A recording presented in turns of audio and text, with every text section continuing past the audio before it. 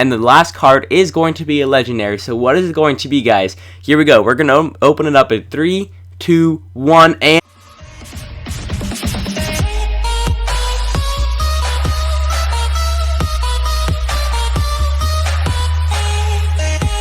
Hello everyone, it is Neon Black Gaming here, back in the YouTube video, and today we're going to jump in right into the new Clash Royale season. So the reason I'm doing this is because right as you enter in the game for the first time after the season, you get reset and you have to open up the season draft chest. And I got to Challenger 3, so I got to 4,784 trophies. So let's go open up this chest and see what I get. So hopefully we can get a Night Witch, but you never know what you get from these draft chests. So the first card is obviously going to be gold, so 4,000 gold. Okay, Zaps, obviously, you don't need the Royal Giant. Not really a good card. Okay, definitely, I'll take the Fire Spirits for sure. I already have Archers, don't need any more of those. Okay, from here, I'll probably take, I'll say Rams. I'd say Rams. Those are pretty cool. Okay, good. This is perfect. Yes, guys. We got skeleton armies. That is amazing. That is really rare to get because those are the only epics besides balloons that I really use. And the last card is going to be a legendary. So what is it going to be, guys? Here we go. We're going to open it up in 3, 2, 1, and... Yes! Oh my goodness. We can get the log. That is sweet. So sadly, we did not get the Night Witch, but you know, the log is fine. I'm halfway up to level 3 logs. That is sweet. Just take, a quick little screenshot of that, and now we're gonna go get right into the live battle. So back to Challenger 1, so that's kind of annoying, but that's fine because that means it makes everyone back at the same level again. And I love the new leveling system where if you end up with above 5,000 trophies or 4,900, you reset back down to 4,300, so you don't have to work your way all the way back up, destroying the low levels. So we're going to be using this deck right here, and here we go. So let's go with a couple live battles, straight from 4,000. Hopefully we can end up with around 4,060 to 4,090, depending on how many battles I do today. So luckily we found a level 11, so then I do not have to worry about getting destroyed by a level 12 or 13. Speaking of levels, actually, well, this guy's cards are, what in the world is happening? Oh my goodness, we see a rocket, we see level 11 commons, a little bit confusing, to be honest. So we're just going to do a quick little push, see what he has here. Probably a minion horde, to be honest. No minion horde, but he has a level 8 Inferno Tower. That's kind of questionable. I mean, that's pretty low level compared to any other rares I've seen lately. Okay, there we go. The commons are normal. I mean, mine are 13, and my rares are around 9, and my epics are around 5. So I'm kind of balanced right in the middle towards the top of a level 11. Okay, level 7 Hog Rider, that's also questionable. I mean, that is extremely low, so that's not going to do a lot of damage, and it has very low health, so it's only going to get off 2 swings. Perfectly fine with me. So once we can get this large push down, get the Ewiz behind that Lava Hound, we should be all good to go. Get some nice damage. So far, it's pretty much even. We're just chipping back and forth. Oh, that was well played. I'll say well played for that. And only level 9 Goblins, which means the barrel is probably level 4, to be honest. So that's not that high at all. I can use my Ewiz to zap those down. Ewizes can actually kill up to level 10 Goblins at level 3. So that's more knowledge you should know. If you want me to make a video about that, like just simple Clash Royale tips that will make you a better player. For instance, know what level cards your cards will counter. So maybe you know that a level 8 Inferno Tower will melt down a Lava Hound in this many seconds or something, because that's important. You need to know that, and you need to know the ranges. For instance, oh, this Ewiz can easily reach over the bridge, or you know that, for instance, this Dark Goblin can reach this far. So that's important to know because you're going to have to use that later on, and that can make a difference between a win and a loss. So I use those tips all the time. For instance, like Mega Minion versus Musketeer, which one will win? It depends on the level. Super important because if they have a miner on the tower and you need to kill that, oh no, he's gonna rocket. Oh, are you kidding me? Yeah, that was not smart. He has a miner on the tower, there's a Musketeer behind it. You need to be able to kill that Musketeer, and if you can't, it's gonna do massive damage, so that's why I gotta know exactly what you're doing. So Balloon in the back now, then we're gonna get ready with an Ewiz. We're just gonna play a quick Skeleton Army on him and then log him out right here. And also gets a nice value onto that Hog Rider. That is the best value I've seen of a Skeleton Army in a while. Now we can zap that down. He's probably going to drop a Knight. This is the push that we need. Now we got him out of his cycle, and that tower is gone. He's going to have to rocket everything. He actually missed everything besides the balloons. That's perfectly fine with me. Now he's spamming arrows. Now he's just kind of in a bad situation. Now we still have a level 3 Lava Hound and everything on his tower. Literally every single card in this deck is going to be on his tower besides the Skeleton Army. We're going to go log down all this to keep our E-Wiz and Night Witch alive, and that should be a first 3 crown to start off our first game of the season. So that's a good sign there. Thumbs up and good luck to you, and I'll say well played also. Not that hard of a win. First 3 crown helps with our crown chest also, which means we're actually going to be able to get another chest in this episode. So here we go. We're going to go open that up, and nice, we got an epic print, so that's perfect. Any epics for free, I will definitely take those. So probably 1 to 2 more battles depending on how these go. Wow, okay, so level 10, so thumbs up and good luck to you also.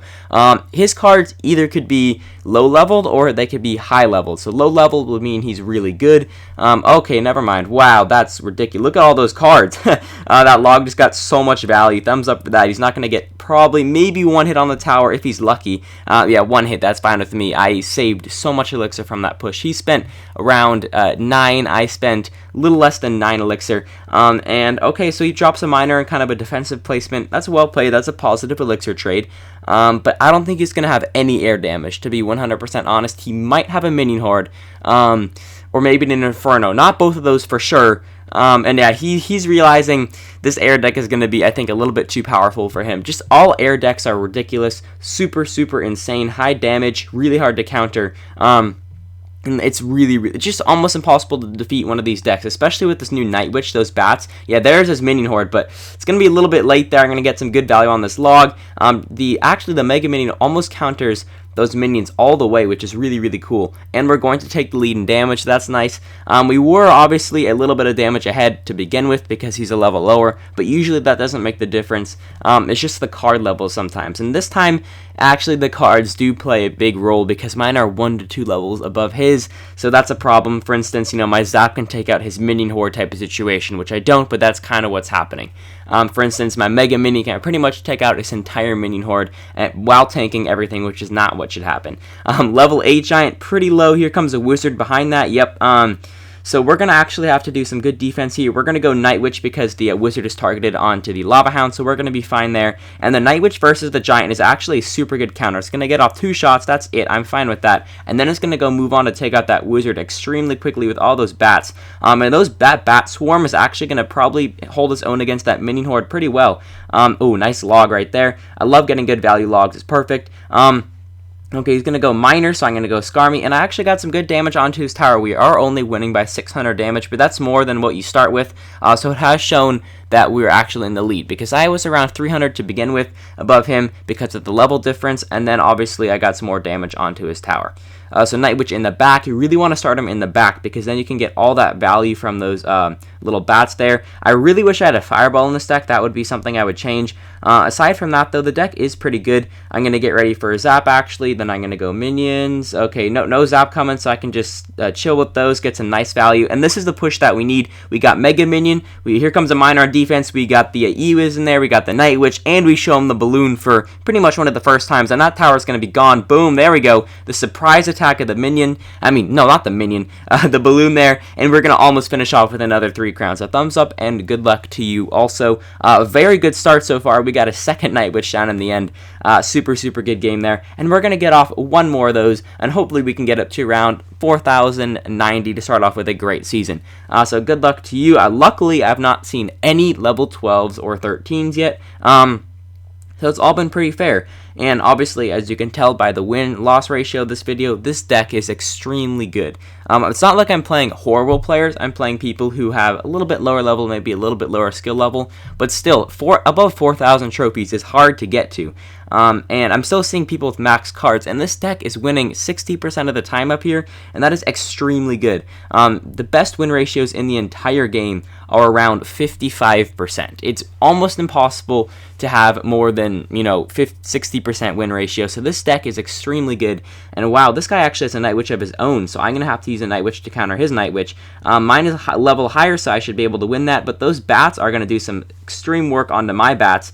And then he plays a Knight to soak him up, so that's actually pretty good. No damage done to either of our towers, so pretty fair, easy start there. Luckily, his Mega is 1 level lower than mine. That's perfect, and we're going to get some nice value onto that Miner with that Skarmy. Please zap it or something so I can get some value. Okay, Bomber, so we're actually going to go E-Wiz on top of that. Should be able to zap it down in 3 zaps, so perfect, there you go. and also go on to zap that tower. So I guess no tower, but that is okay. We're going to be able to take out that Mega Minion too, so we got some nice value on that Ewiz since he spent 6, the Bomber and the Mega Minion, and I only spent the Ewiz, so that's a 2 elixir profit, which is perfect. Another tip I guess I can tell you guys while this is still kind of ramping up is know your trades, know how much elixir they have, know how much you have. Not like the exact number, but do they have 2 elixir or do they have 7 elixir type of situation? At the moment, he probably is pretty low since he just played 2 cards of 7 elixir total. So I just played a ton of them, so now we're about even, and there goes. So he's very low, and I'm also very low, but I have a push on his tower, and we're destroying every single one of his troops. So this is actually a super good push here. I would say this is a positive elixir trade for sure, because we spent around the same, but I got way more damage onto his tower. I probably will actually take it out using this single push. Beautiful right there, exactly what we need. And now we're going to start off a Lava Hound on the left side to keep the pressure on him and not let him get that extra damage.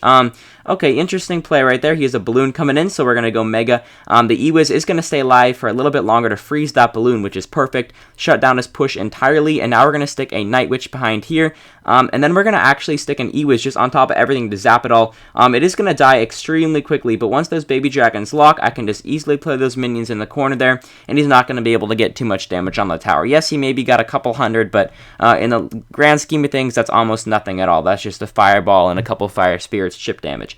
So we're going to try to get the 3 crown or 2 crown, whatever comes first. Those minions are actually doing extreme work to his tower. Sadly, we're not going to, but that is going to be able to get us to the 3rd win of today's episode. I'm going to stop right there. I mean, we're already above like 11 minutes, so pretty good, I have to say. I mean, we got that chest, we got those Skarmies, which is perfect. Now we're pretty much a little over halfway to level 6, which will be super cool. So I really do hope you enjoy. If you want any tips about this deck or the game in general, please ask me in the comments down below, and I will see you all in the next video.